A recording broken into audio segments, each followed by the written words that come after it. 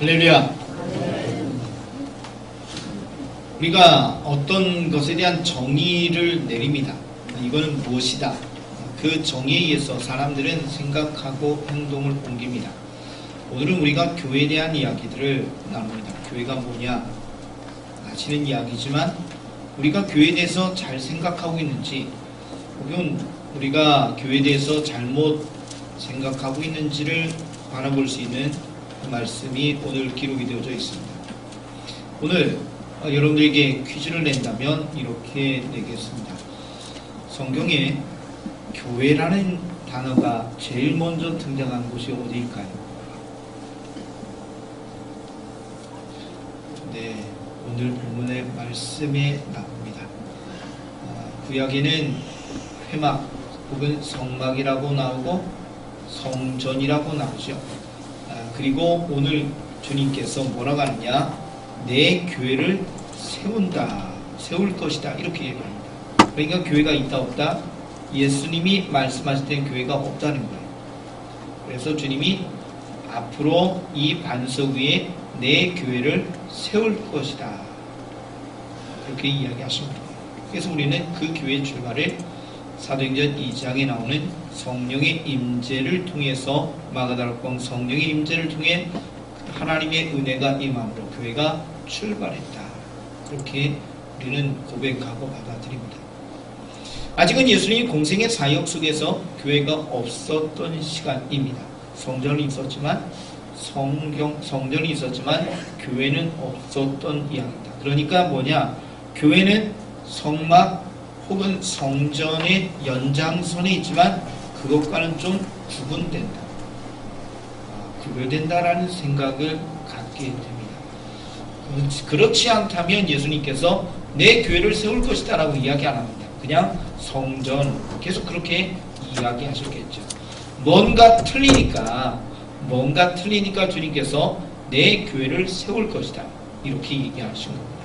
그러니 교회에 대한 정의, 교회가 무엇이냐라는 이야기는 결국 우리의 믿음 생활을 좌우할 수 있다는 거죠. 우리가 교회에 대해서 정확하게 주님이 뜻하신 오늘 교회를 세울 것이다 예언적인 말씀으로 이야기하신 이 교회의 개념, 정의를 잘 받아들여야 우리가 주님이 기뻐하는 교회가 된다, 이렇게 오늘 말씀을 통해 기억하시고 은혜로 들어가시길 축복합니다. 오늘 본문의 말씀에 등장하는 배경, 지역은 가이사랴 빌립보라는 지역입니다. 가이사 아구스토가 황제가 되었는데요, 헤롯 대제가 충성하는 것을 좋아하면서 그에게 가이사랴라는 지역을 선물로 도시를 주었습니다. 도시를 선물로 주었어요. 그래서 헤롯 대제는 그 마음이 또 감사하고 또 왕에게 충성하는 모습을 생각하면서 가이사랴라는 지역에 황제 신전을 짓게 됩니다. 황제, 그 당시는 로마 황제가 신입니다. 신으로 숭배를 받았기 때문에 황제를 위한 신전을 지었어요. 그러니 백성들이 신전에서 누구를 숭배하느냐? 로마 황제, 살아있는 신을 숭배하게 됐습니다. 헤롯 대제가 사후 그가 세상을 떠난 다음에 그의 아들 빌립이 자신의 수도를 삼고 더 화려하고 아름답게 꾸미게 됐습니다. 그래서 오늘 성경에 가이사랴 빌립보라는 지명이 그렇게 만들어지게 됩니다. 가이사랴 빌립보 지역 굉장히 좋은 지역입니다. 이스라엘의 척박한 땅과는 비교될 정도로 샘이 있고 수풀이 어우러진 헐몬산 산기슭에 있는 아름다운 곳입니다. 이곳에 또 자연신을 숭배하는 판신전이 있다라고 합니다. 그래서 예수님이 지금 오늘 사람들이 나를 누구라고 하느냐라고 질문했을 때는 뒤에 누가 있었느냐? 황제 신전. 뒤에 누가 있었느냐? 판신전. 우상 숭배자들이 즐비한 곳에서 주님께서 제자들에게 물어보신 겁니다. 사람들이 나를 누구라고 하느냐? 세례요한입니다. 세례요한은 이미 죽었습니다. 죽었던 세례요한이 원수를 갚듯이 헤롯 왕에게 대항하려고 나타났다, 이런 마음을 품고 있는 분들도 있었다는 거죠. 엘리야입니다. 말라기에 예언된 엘리야다라고도 이야기합니다. 예레미야입니다. 선지자 중에 어떤 분입니다. 라고 이야기를 하면서 예수님에 대해서 들은 대로 이야기합니다. 이건 쉽잖아요.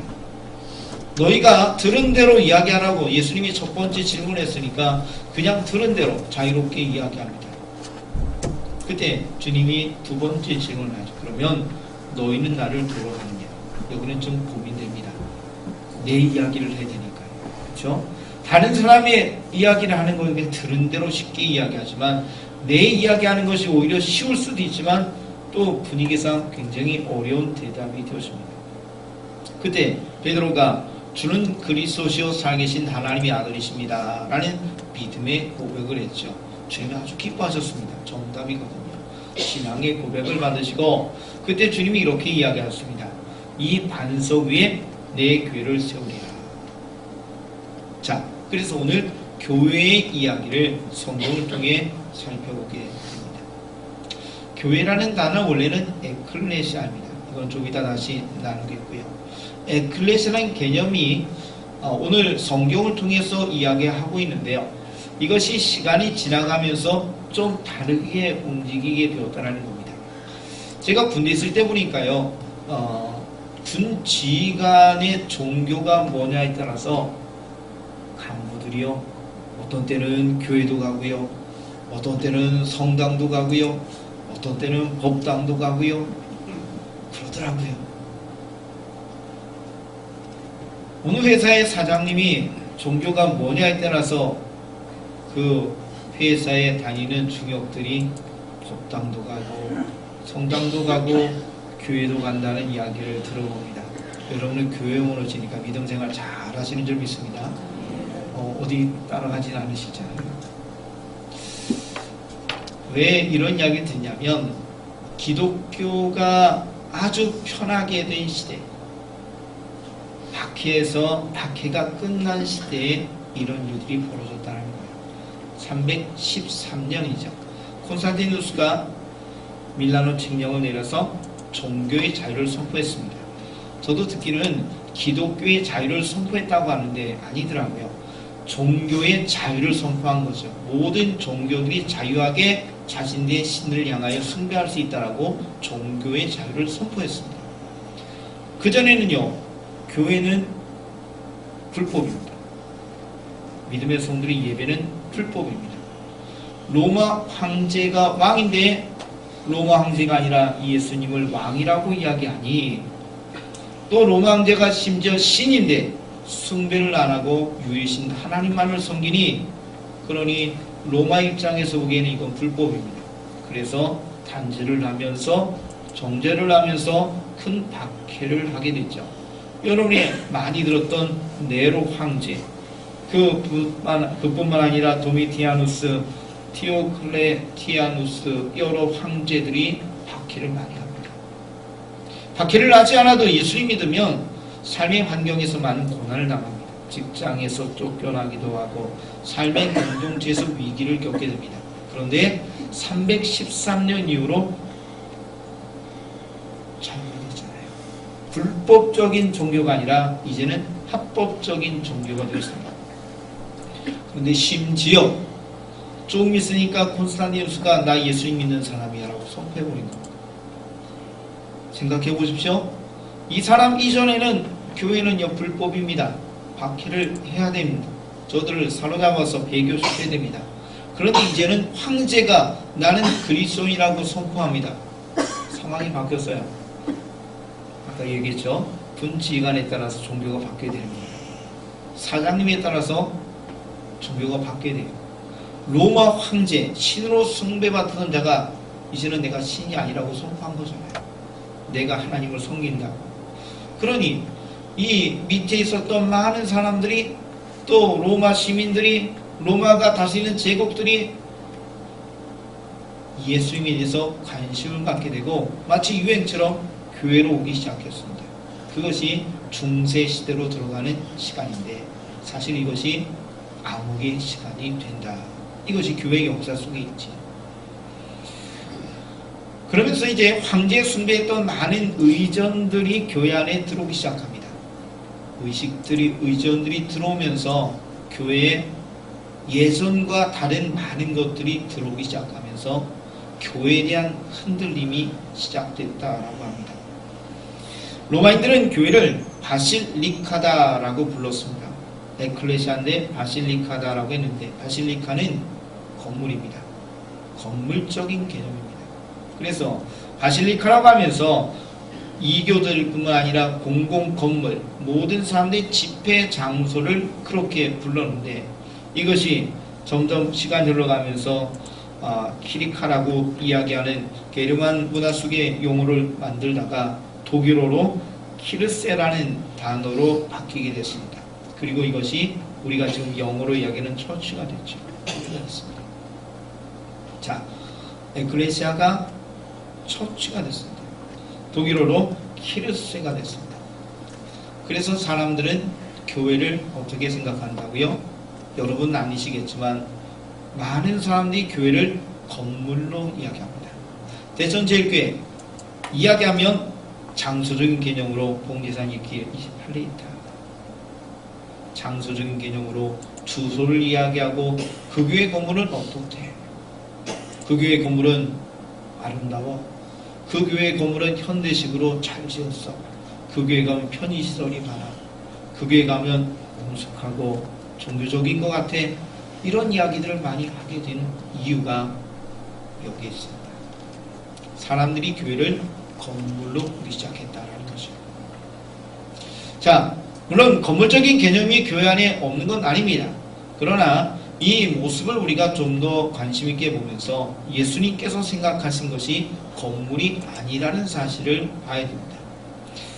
물론 좀 전에 이야기했듯이 교회가 있기 전에 구약시대는 하나님이 성막, 회막을 만들게 하셨고 성전을 솔로몬이 지었을 때 주님이 임재하시면서 하나님의 집이라고 말씀하셨습니다. 그래서 구약의 성전의 개념은 장소적인 개념이 많이 있습니다.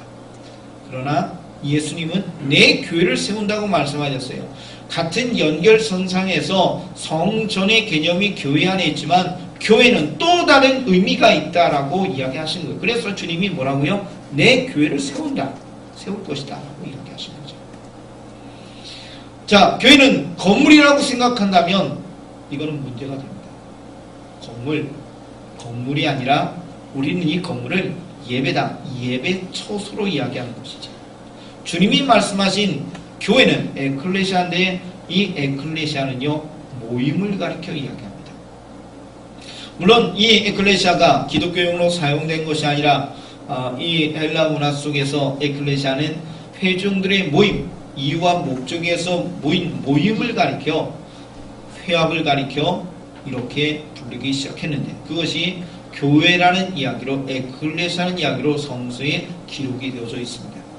자, 오늘 우리가 먼저 기억해야 될 것은 교회가 뭐냐라는 것인데요. 교회는 건물이 아니라 교회는 성도들의 모임을 이야기합니다. 한번 따라합시다. 성도들의 모임. 만약에 교회를 건물이라는 것으로만 생각한다면 교회를 화려하게 해줘야 됩니다. 만약에 교회를 건물로 생각한다면 교회에 금이라도 입혀서 영광 돌려야 됩니다. 그런데 건물이 아니라 교회의 본질은 성도들의 모임입니다. 오늘 주님이 그런 이야기 했어요. 이 반석 위에 내 교회를 세운다. 교회의 터는 반석인데 이 반석이 신앙 고백 위에 세워졌다는 겁니다. 이 반석이 신앙 고백이에요. 베드로의 신앙 고백을 주님이 기뻐하시면서 이 반석 위에 너희가 베드로, 네가 반석인데 너 위에 교회를 세운다. 그래서 천주교는 잘못 생각해서 이것을 교황의 신성시하는 모습의 이야기로 받아들이는데 그것이 아니라 베드로의 신앙의 고백을 반석으로 주님이 말씀하시면서 신앙의 고백 위에 교회를 세운다라고 이야기하신 건데요. 교회는 모임입니다. 우리가 모이게 되는데요. 교회는 그러면 어떤 사람이 모이느냐? 그리고 어떤 이유와 목적에서 모이느냐? 이것이 굉장히 중요한 것이지요. 어제 대천 초등학교를 지나가는데 엊그제부터 천막이 쳐져 있더라고요. 그래서 무슨 행사를 하고 궁금해하던 차에 어디 지나가는데 어제 뭘 했다고 그러죠? 총동창회요? 총동창회를 했습니다.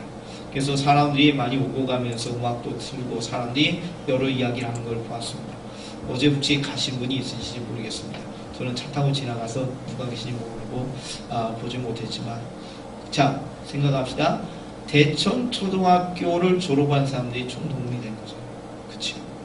대천초등학교를 졸업하지 않은 사람은 거기에 못 갑니다.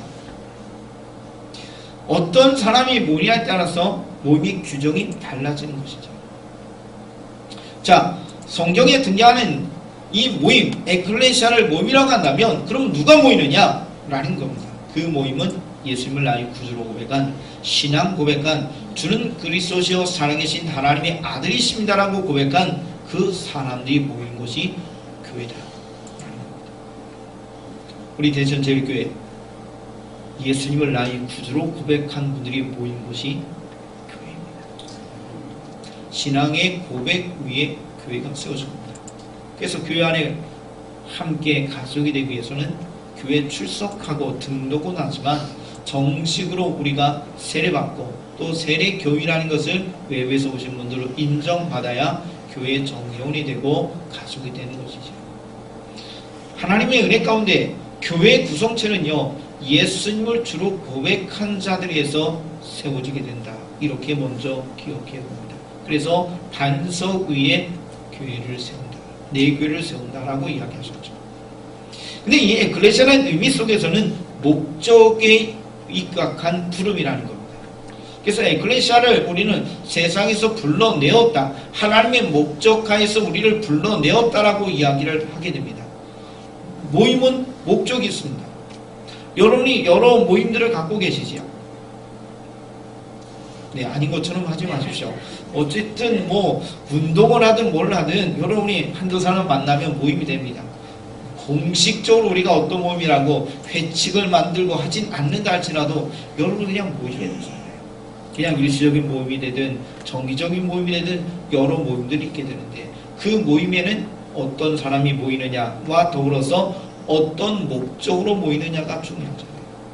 자, 그래서 우리 주님께서 이야기하십니다. 주님이 말씀하신 것, 에클레시아는 목적이 있어서 불러주셨습니다. 예수를 구주로 고백하고 믿고 하나님의 은혜 가운데 구원받고 천국 가는 하나님의 백성으로서 개인적인 즐거움과 은혜를 누리는 그것으로 멈춘 것이 아니라 그들이 모여서 하나님이 부르신 목적을 순종하며 목적에 따라 살아가야 되는 것이 교회의 모습이다라고 하는 것이죠.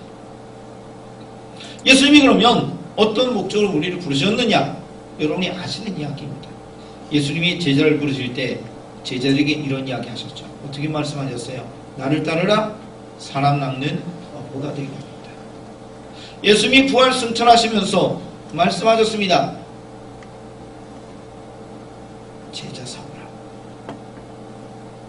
예수님이 증인이 되라고 이야기하셨습니다.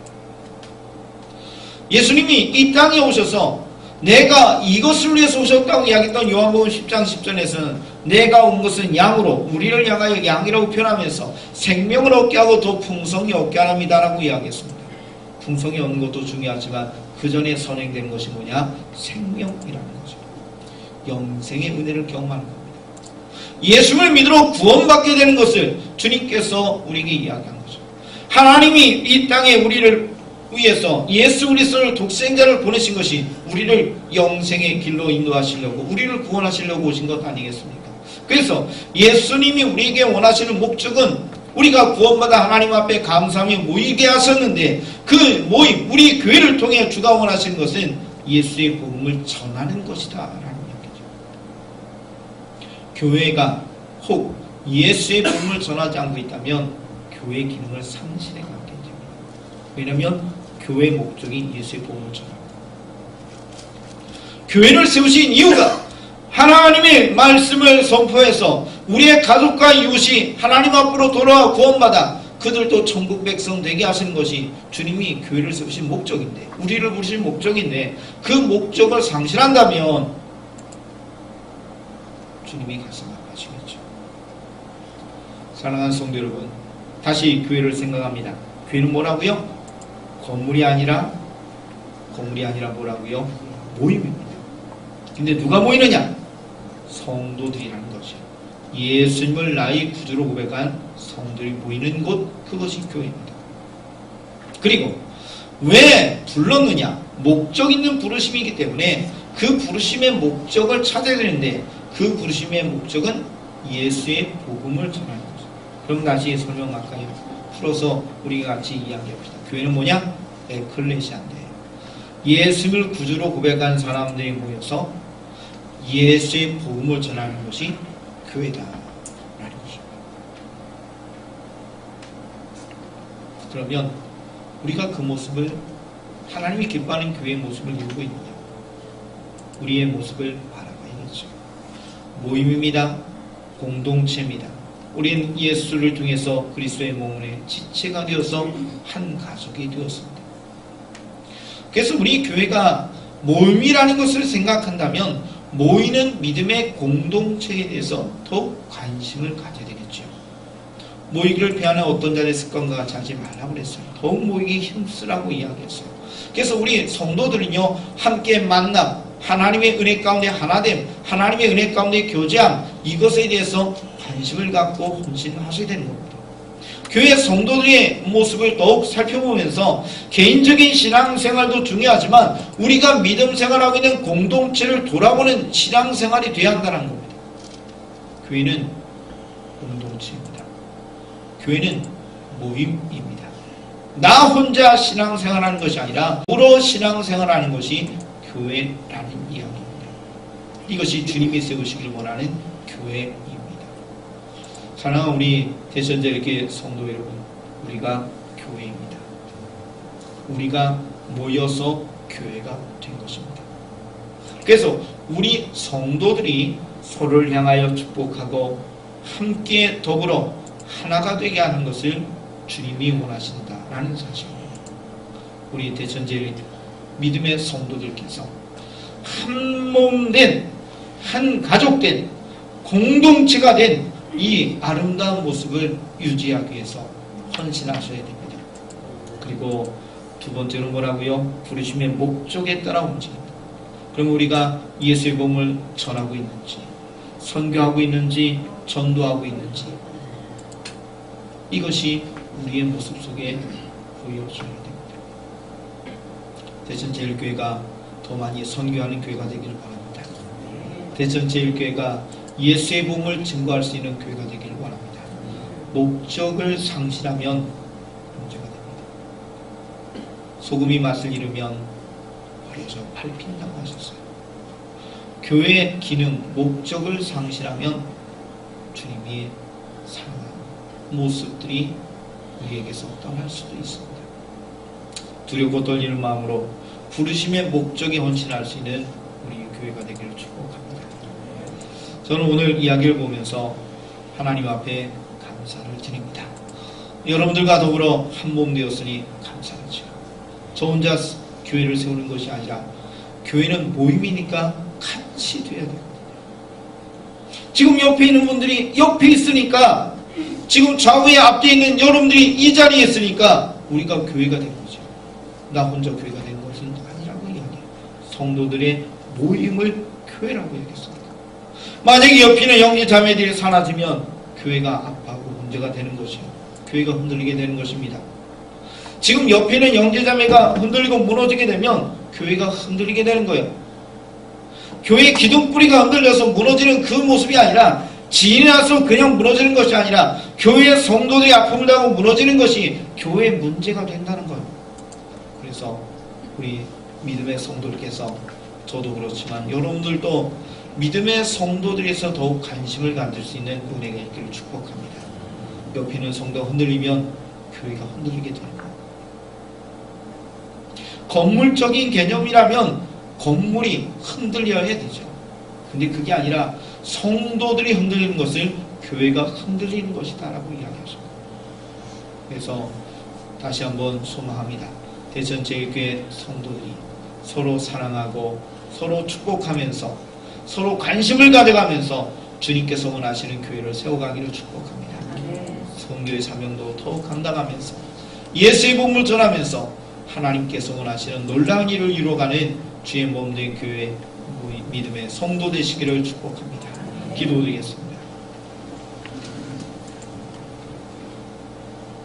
교회를 어떻게 보느냐에 따라서 결국 우리는 교회를 사랑한다, 교회에 헌신한다고 하지만 그 모습이 하나님이 기뻐하는 모습이 되기도 하고 우리의 잘못된 삶이 되기도 하겠지요. 그래서 주의 은혜를 구하며 하나님 앞에 간구하며 기도합니다. 하나님의 성령께서 도와주시고 하나님의 성령께서 우리를 축복하시기를 원합니다. 주의 권능의 오른손으로 붙잡아 주시기를 축복합니다. 주여 우리에게 임하시고 주여 우리와 함께하여 주옵소서. 예수의 복음을 전할 수 있도록 주님의 몸된 교회를 허락하여 주셨는데 믿음의 성도에 모여 한 몸 되게 하시고 예수의 복음을 전하게 하셔서 하나님의 위대한 일을 이뤄나갈 수 있도록 함께하여 주옵소서. 주님이 기뻐하는 교회 되게 하여 주옵소서.